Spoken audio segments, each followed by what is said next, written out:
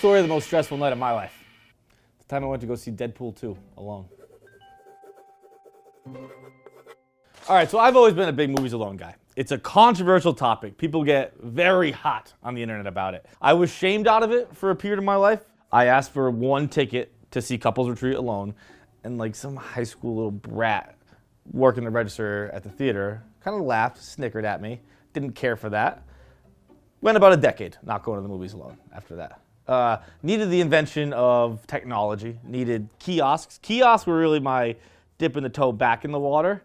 And then came apps. Now that I have apps, I have the confidence to just walk into any theater. Bam. I walk into movie theaters now like I'm Paris Hilton walking into Nobu or a cool club. I honestly don't even know if that's a club. I go to movies alone, so I'm not really the kind of guy to ask for that. But I walk in just strutting past the movie ticket guys, and I mean, I'm sure they're looking at me like, oh man, I wish I could be that kid when I grow up. He just seems cool. I bet all his friends are coming later. That's the kind of walk I have. I don't know what it was when I was younger that made me fall in love with going to movies. And it's usually very relaxing. It's usually very peaceful and perfect.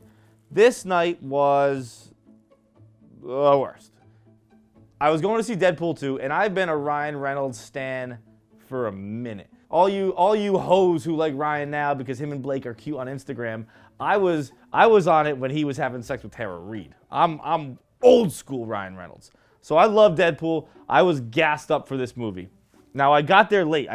What I do is I usually check movie times on my way home from work, and I saw that I think it was 5:30. Deadpool was playing. I was like, put a little pep in my step. I could see this movie. But so I get seat A2, and I'm like, whatever. It's a recliner. We're in the future. I'll go. I'll recline. I won't get a crink in my neck. And if I do, I actually had a massage pass at Equinox. Whatever. No big deal. Mom got it for me for Christmas. It's expired. Never used it. And I walk into the theater, real pep. I told you I walked by that high school kid. He loved me. And it was my worst nightmare because I see sitting in my seat, the seat I purchased, a woman's purse. Now, what a normal person would do here is they would go and they would say, "Excuse me, ma'am, this is my seat. Would you mind putting that purse in your lap or on the ground or quite literally anywhere else on planet Earth?" But that would take me talking to a stranger, and I'm going to the movies alone, which means I don't want to talk to anybody. I have severe anxiety when it comes to talking to people like that in public. I got no desire to do that kind of thing. So when I go to the movies alone, I'm avoiding conversation. Now, confrontation is just a bad conversation, so there's no way I want to have that. So what I decide is that it's 5 minutes before the movie starts, but the whole theater's empty. So what I decide is I'll leave it alone. I won't talk to that lady. I'm standing there staring at this purse, sweating, panicking, being like, well, what am I going to do? Look behind me, tons of empty seats. I'm like, I'll just go sit in one of those. Who gives a shit? So what the advent of apps has done is it allows people to show up right before the movie starts because they know they have their assigned seat. There's no need for movies. I know this because I sat in my seat. Well, not my seat. I sat in the seat I stole for 25 minutes, panicking the entire time, sweating. I was too nervous to lean back. And I know it was 25 minutes, so I was sweating through each and every preview, hanging on for my life. I remember every preview. Equalizer 2, First Purge, a red band trailer for a movie with a black guy with an afro. I don't remember what that one was called. Another trailer, it was like X-Men, but kids in internment camps. I forget what that one was too. Safe. I made it through all of them. All of them. I was through and clear. I was safe. I was relaxed. I was just starting to hit the button on the side where it was like, time to get comfy, motherfuckers. Right? I was leaning back, getting ready to gear up for the movie. I had my Milky Duds. I had my Sour Patchies. I was ready to go. Then the lights flicked on. Whole theater, full lights. I was like, what is this? It better be a fucking bomb. I looked down at the bottom of the auditorium. There is a woman standing there. I'm going to guess her name was Barbara. She just looked like a Barbara. Bitchy, really. I knew she was the manager because she had the age and the body type of an AMC manager. She just looked exactly like an AMC movie manager. And it's the meanest thing I ever said in my whole life. That right there was. And I feel bad about it. But facts are facts, and that's what I'm doing here. She looked exactly like it. She looked up, she looked around. She went, "Excuse me, I need to see everybody's ticket. We have assigned seats for recent people."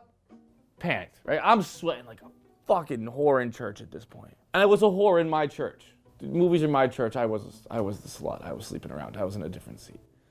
And I start panicking. I'm like, all right, I'm gonna do a quick scan of this theater. I'm gonna hope to find another empty seat and think maybe that person is in a different seat and something else is throwing off the alignment of assigned seats here. That's what I thought. Whole theater, everyone's in their seats. The only empty seat was my seat with that fucking lady's person. So I knew, like, she's coming for me. This is a U.S. Marshal with a warrant on my head, and I'm right in her crosshairs. So I started devising a plan, because I luckily the seat I'd stolen was an aisle seat. So my exit was pretty mapped out for me. So as she's going through, she's straight up literally checking everyone's ticket. Like, bam, person, check it. Bam, person, check it. Just making her way down aisles. For some reason, ever since I was a kid, and I think this is pretty universal, but anyone who's older than you is a police officer. If you're 1 year older than me, you're the feds. And you could just lock me up in penitentiary forever. So this woman, who has no power over me whatsoever, terrifies me because she's older than me. She's probably 40. 40-year-old? Not fucking with it. So I'm like, okay, how am I going to get away from this person as she's going aisle by aisle? I decide that when she gets to the row in front of me and turns her back, that's when I'm going to hit it. Bam. She's going to just hit my spot and go.